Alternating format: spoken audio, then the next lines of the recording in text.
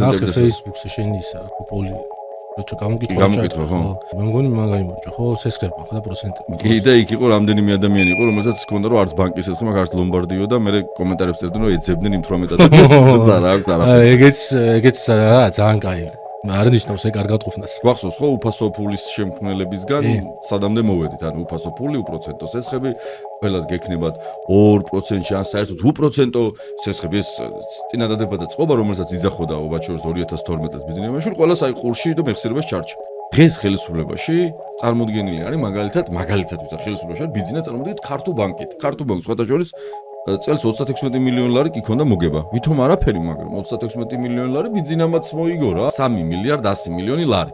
მოიგო ბანკებმა წმინდა მოგება მიიღეს 2024 წელს. 3 მილიარდ 100 მილიონი ლარი ხო მოიგეს და აი ჩვენი ოპონენტები ბჭყალებში რა და აი მოკრიტიკე ხალხი ხო არის ხოლმე რომ აი რა ძმა ვარ წინა ხელისუფლების დროს რა არისო ბანკები რა მაშინა უარესი არდებოდა 2012 წელს ბანკების წმინდა მოგება იყო 134 მილიონი ლარი. ხო, უბრალოდ 25 ჯერ გაზრდილ მოგებაზე, მაგრამ ნახე ეს ხო ნორმალური იქნებოდა იმ პირობებში თუ 25 ჯერ გაიზარდა ეკონომიკა. საბაზრო ეკონომიკა რეალურად არ მუშაობს, ამას არ ქვია საბაზრო ეკონომიკა, ამას ქვია კრონიკ კაპიტალიზმი და რაღაცა მინიმუმზე არის შეთანხმებული, მე ამას უნდა აწევენ და რეალურად ჩვენ გვიზრდება ფული.